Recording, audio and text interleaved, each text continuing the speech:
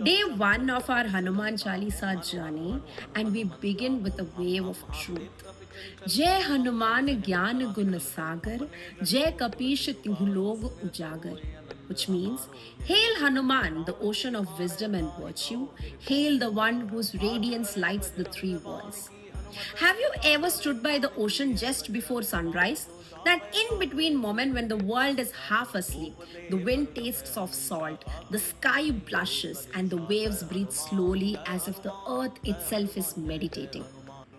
You stand there and something in you quiets. You feel small but not insignificant.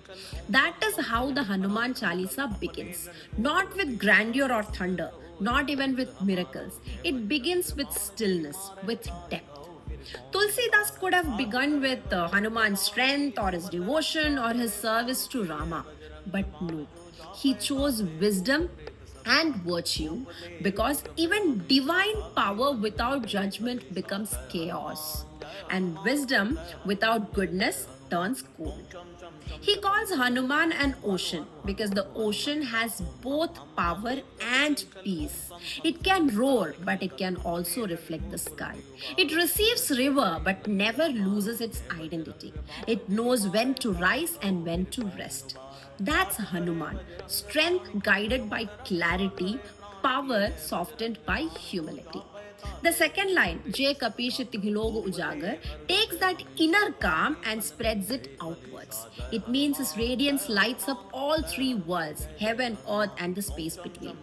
It's not just divine brightness, it's awareness, presence, the kind of light that appears when you stop reacting and start understanding.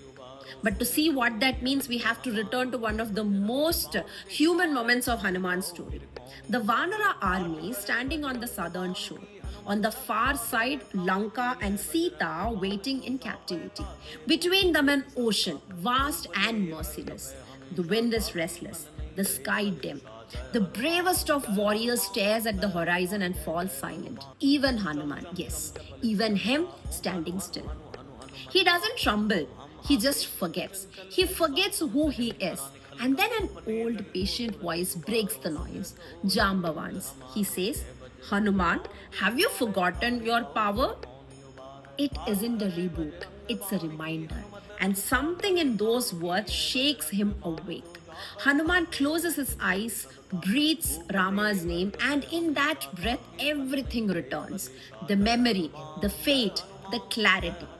He doesn't think, he doesn't plan, he just leaps. And that leap, that moment of remembering, is the essence of Jnana Guna Sagar, wisdom that isn't learned but remembered, virtue that isn't performed but lived.